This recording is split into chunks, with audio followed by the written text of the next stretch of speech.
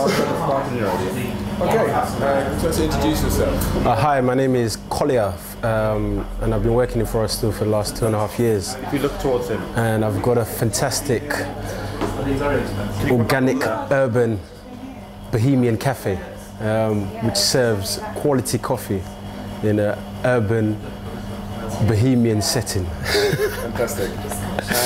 What do you like about this place? Honestly, to be honest, Forest Hill is a fantastic place in South London. I think it's been one of the most undiscovered towns in London. You know, the people are fantastic. I mean, the infrastructure, especially the new East London line, is is helping it blossom. You know, I think there's a lot of potential, and for the last 10, 15 years, in terms of the quality families based around Forest Hill, they've been waiting for the area to improve.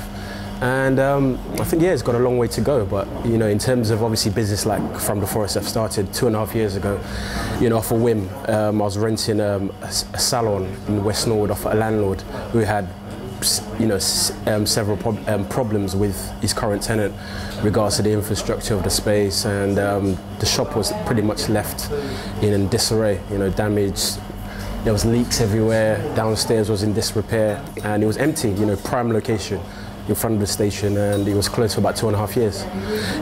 Consequently, new shops like Sainsbury's, which opened, a few doors up, possibly took away, local business. However, starting From the Forest has been a fantastic success. He's actually brought families and new people into the area, and in terms of the way I've set up the cafe, it's kind of merged everyone together, and ultimately it's created a platform for other likely businesses such as From the Forest, the Teapot, St David's, and everything else that's grown in the last 5 years. And what do you think some investment in the high street could do? What improvements? I mean, the ball is rolling now.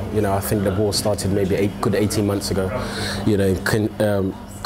Which coincided with the new East London line coming to Forest Hill, and I think we need to keep pushing and pushing in the right direction. You've got Dartmouth Road that needs significant push and development, to encourage the dying businesses there, because there's a massive pocket of, not necessarily wealth, but fruitfulness within Forest Hill. But you have to help. At the moment, I feel sorry for the businesses up that road. You see it with the train stations. 6 o'clock, 7 o'clock, you see the abundance of people coming through. But do they stop? Do they actually patronise the businesses here? We've got Lordship Lane further down, where I think the entrepreneurs that come into Forest still have the same mindset, have the same ideas, but they need to be pushed in the right direction through infrastructure, parking, and other, structural help assistance that would help, publicise the area and make people want to, walk on Devonshire Road, walk on up and down Stansted Road, and up Dartmouth Road. Do you think Forest Hill has an identity as a place? Oh, absolutely. Normally when I'm in East London, unfortunately on that side, I've had an unfortunate incident when a cab driver almost took me to Forest Gate. But definitely, like I said, from also ultimately doing business outside of Forest Hill, I've got a new place in Dawson Junction now. I'm hearing about New Cross, I'm hearing about Honor Oak, I'm hearing about Bromley, and we're definitely hearing about Forest Hill. Great.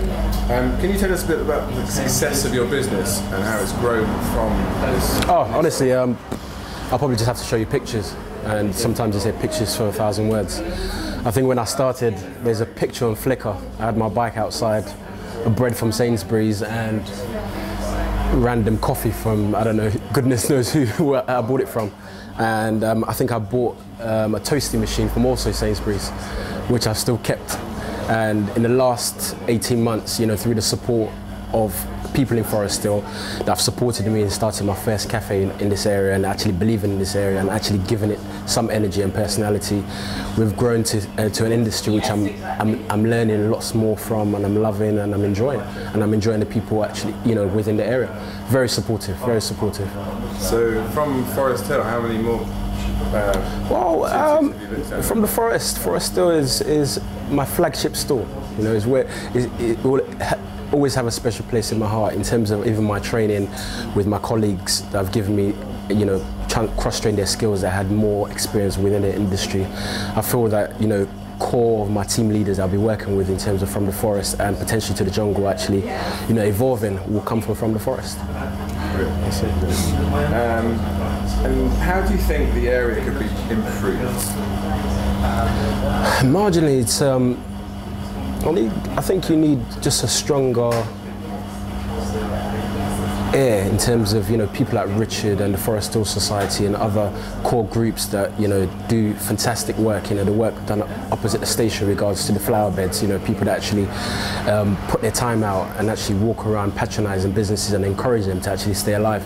I think if they get more support, I know there's the 2-hour parking in Sainsbury's now, which is fantastic, but not a lot of people know about it. You know, if we can improve, you know, in terms of the infrastructural facilities within Forest Hill and the support base, I think, yeah, it can ultimately grow, because now you find there's a niche within the area and more people are buying into it, and that can only improve. Any plans to set up a cafe in Sydenham? In Sydenham?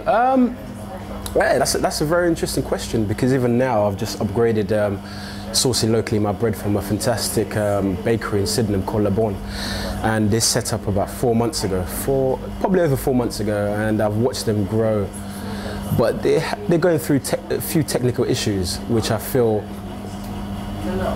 the area in itself in Sydenham, you know, needs a little bit more work, a little bit more assistance to assist, you know, a quality patisserie like Le Bon, you know, to stay alive, because, you know, they were very enthusiastic a few months ago when they started, you know, and they've spent lots of money, you know, over 50, 60,000 pounds. Catering is very, you know, it's very expensive to start out. But slowly I'm seeing, because of, you know, the lack of infrastructure around Sydenham and promotion, you know, they're losing their motivation, and I'm actually overbuying now. I'm buying this yesterday, I'm buying extra things that I don't even need to keep them going. And obviously you've got other nice businesses like Alhambra in Sydenham. But I think, yeah, if that marketing and regeneration spreads around Sydenham in the whole triangle, I think, you know, you can only bring fruitful standings for the whole area in SE23. Thanks very much, Collier. Thank you.